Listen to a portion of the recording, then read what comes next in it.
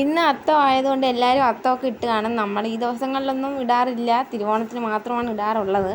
അപ്പോൾ രാവിലെ തന്നെ ഞാൻ ഇവനെ എടുത്ത് കവറിലാക്കിയിട്ട് ഇവിടെ എല്ലാം എടുത്തുകൊണ്ട് നടന്നു. അവ അതിനകത്ത് ഇറങ്ങാൻ വേണ്ടിയിട്ടും വലിയ കുഴപ്പമൊന്നുമില്ല, അവ അതിനകത്തങ്ങ് ഇരുന്നു.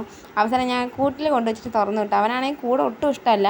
ഇന്നലെ രാത്രി അവൻ ഉറങ്ങിയതില്ല, കിടന്ന് കരച്ചിലായിരുന്നു. പിന്നെ ഞാൻ വന്ന് അവൻ്റെ അടുത്ത് അവിടെ ഹാളിൽ വന്ന് പായിട്ട് കിടന്നു. അപ്പോഴാണ് അവൻ കരച്ചത് നിർത്തിയത്. കുറച്ച് ദിവസം കൊണ്ട് കൂട്ടി കിടക്കും, എന്നാലും അവൻ്റെ പേടിയും കരച്ചിലൊന്നും ഇതുവരെയായിട്ട് തീർന്നിട്ടില്ല. ഓണത്തിൻ്റെ ഭാഗമായിട്ട് ഞാൻ കർട്ടനെല്ലാം ഊരി മാറ്റി, കമ്പിയെല്ലാം തുടച്ച് വൃത്തിയാക്കി വെച്ചിട്ടുണ്ട്. എന്തോ ഒരു തോന്നി, അങ്ങനെ ഞാൻ ഇതെല്ലാം വാരി ഊരി പറക്കി വൃത്തിയാക്കി വെച്ചു. ഈ സ്പോഞ്ച് എന്ന് വെച്ച് കഴിഞ്ഞാൽ ഇങ്ങനെ ഈ അഴുക്കൊക്കെ കളയാൻ വേണ്ടിയിട്ടുള്ളതാണ്. പഴയതൂടെ ഇരുന്നതുകൊണ്ട് പിന്നെ ഞാൻ അത് തന്നെയും എടുത്ത്. അപ്പോൾ ഇതേമാതിരി വൃത്തിയായിട്ട് അങ്ങ് ഇരിക്കും. തുടച്ച് കഴിയുമ്പോഴത്തേക്ക് നമുക്കൊന്നും മനസ്സിലാവും, അഴുക്ക് പിടിച്ചണക്ക് തന്നെ ഇരിക്കും. അപ്പോൾ ഒരു തുണി കൂടിട്ടങ്ങ് തുടച്ച് കഴിഞ്ഞാൽ അപ്പം നല്ല വൃത്തിയാവണം അങ്ങ് വന്നോളൂ. ഇതിപ്പോൾ നൈറ്റാണ്, ഞാൻ പഠിക്കാൻ വേണ്ടിയിട്ട് ഇരിക്കുവാണ് കേട്ടോ.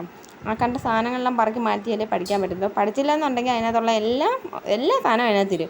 പിന്നെ പലവിടെങ്ങാനും പോകണമെന്നുണ്ടെങ്കിൽ പിന്നെ പൊട്ട് കമ്പനി എല്ലാം അതിനകത്തങ്ങ് വന്നോളും. പിന്നെ ഒരു കാൽക്കുലേറ്റർ മേടിച്ചിട്ടുണ്ട്. നാളെ എനിക്ക് കെമിസ്ട്രി എക്സാമാണ്, അപ്പോൾ കാൽക്കുലേറ്റർ വേണം. അപ്പുറത്തുനിന്ന് ഇപ്പുറത്തുനിന്നൊക്കെ ചോദിച്ച് മേടിച്ച് കഴിഞ്ഞാൽ ആ മിസ്സിൻ്റെ വായിരിക്കുന്നതൊക്കെ ഞാൻ കേൾക്കേണ്ടി വരും. ഇങ്ങനെ ജസ്റ്റ് നമ്മൾ തിരിയാൻ പറയുകയും ചെയ്താൽ അവരൊന്നും എന്തായാലും മിസ്സ് വഴക്ക് പറയല്ലോ, അത് തന്നെ. അപ്പോൾ എന്തായാലും കാൽക്കുലേറ്റർ അങ്ങനെ ചന്നം പിന്നൊക്കെ ഞാൻ അടിച്ച് നോക്കി. ഞാൻ കടയിൽ നിന്ന് 2+2 അടിച്ച് നോക്കാമെന്നാണ് വിചാരിച്ചത്. പിന്നെ ഞാൻ വെച്ചത് ഏത് പൊട്ട കാൽക്കുലേറ്ററിനും പറ്റുന്ന കാര്യമാണ്. പിന്നെ ഞാൻ എന്താക്കി 9x9 ആക്കി. അത് തന്നെ ഭയങ്കര പാടാണല്ലേ. പിന്നെ ഞാൻ ജസ്റ്റ് ഇതൊക്കെ ചെയ്തില്ല. നാളെ എക്സാമാണ്, ഇതൊക്കെ ഉപയോഗിച്ച് നല്ലോണം എഴുതാൻ പറ്റിയാൽ മതിയായിരുന്നു. അപ്പോൾ ടാറ്റാ ബൈ.